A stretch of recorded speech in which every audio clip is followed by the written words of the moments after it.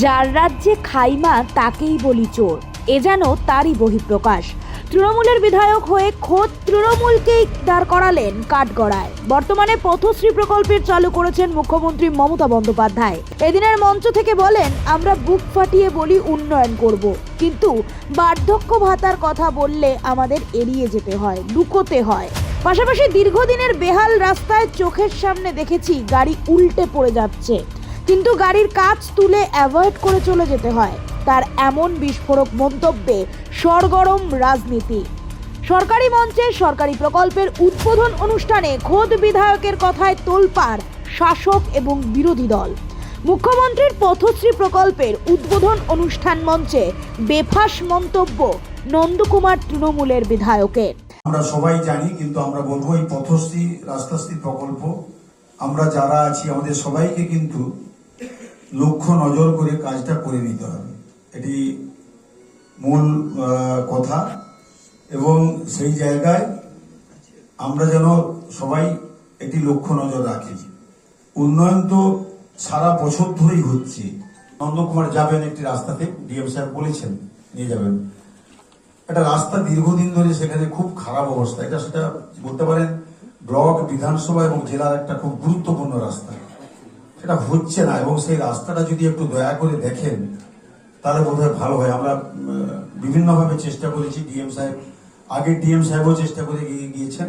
ওই NH6 থেকে নন্দকুমার বাজার এবং ওইটা মহিষাদল, হলদিয়া, আপনার ওধারে যাই বলুন না কেন, দীঘা এবং তমলুক, কোলাঘাট সব একটা মূল একটা গেটওয়ে রাস্তা। ওই রাস্তাটা ভীষণ খারাপ, অ্যাক্সিডেন্ট প্রায় প্রতিদিন কম বেশি হচ্ছে। এক সময় চোখের সামনে দেখছি উল্টে পড়ে যাচ্ছে, কিন্তু সেখানে আমাদের কাজটাকে তুলে অ্যাভয়েড করে চলে যেতে হয়। কি করব? পাশাপাশি আরও বলেন, তারাই প্রচার করেছেন উন্নয়নের কথা, কিন্তু যখন সাধারণ মানুষ বার্ধক্য ভাতার কথা জিজ্ঞাসা করেন তখন এড়িয়ে যেতে হয়, কার্যত লুকোতে হয় তাদের। অনুষ্ঠান মঞ্চ থেকে নন্দকুমারের তৃণমূল বিধায়ক সুকুমার দের এহেন মন্তব্যে কার্যত ব্যাকফুটে শাসক শিবির। আমি বিনোদজিকে বলবো যে আমাদের একটি দাবি আছে, আমাদের বার্ধক্য ভাতাটা যদি একটু দেখেন, মানুষের ভীষণভাবে আমরা গেলে যেন একটু কি বলা যায়, আমরা বুক একদম ফাটিয়ে বলি যে আমরা উন্নয়ন করছি, করব। তো ওইখানে যে যেন মনে হয় যে কোথাও যেন আমরা একটু আমাদের অ্যাভয়েড করতে হয়, আমরা যেন একটু লুকোতে হয়। এটা আমাদের খুব খোলা কথা বলছে, এটা সবাই কথা। এটা একটু আপনি দেখবেন দয়া করে, এইটা যেন একটু হলে তাহলে কি হয়, আমরা একটু আরো নিজেরা প্রসারিত হয়ে উন্নয়নের ঢাকটা আরো জোরে বাজাতে পারি। প্রসঙ্গত, নন্দকুমার বাজার থেকে নন্দকুমার হাইরোড পর্যন্ত কানেক্টিং রোড দীর্ঘদিন ধরে বেহাল। প্রায় প্রতিদিন গাড়ি উল্টানোর থেকে অ্যাক্সিডেন্ট লেগেই থাকে।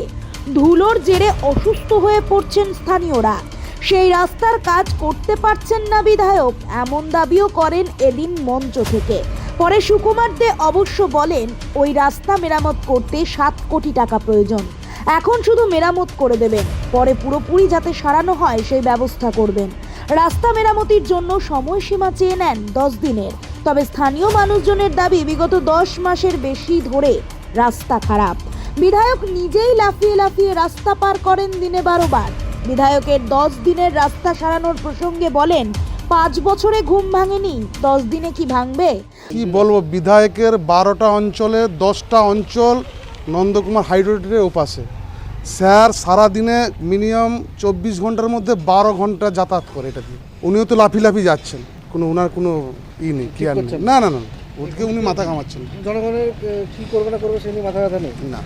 ঘটনাকে কটাক্ষ করেছে বিজেপি।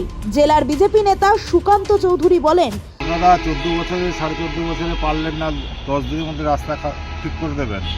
ওনাদের পথশ্রী না, ওটার নাম হবে হতশ্রী। হতশ্রী প্রকল্পে কোনো কিছু কাজ হয় না, শুধু চুরিই হয়। আর উনি তো গাড়ির কাঁচ তুলে দিয়ে যাবেন বলেছেন। এরপরে কয়েকদিন পরে উনিই বলবেন যে বাড়ি থেকে আর বেরোতে পারছি না, যা হতশ্রীর অবস্থা। এটাই ওনাদেরকে বলবো, অন্যান্য পাশের রাজ্যগুলো দেখে আসতে, উত্তরপ্রদেশ দেখে আসতে, মধ্যপ্রদেশ দেখে আসতে। সেখানে রাজ্য সরকারের সড়কগুলো দেখলে ওনাদের ঘুম ছুটে যাবে।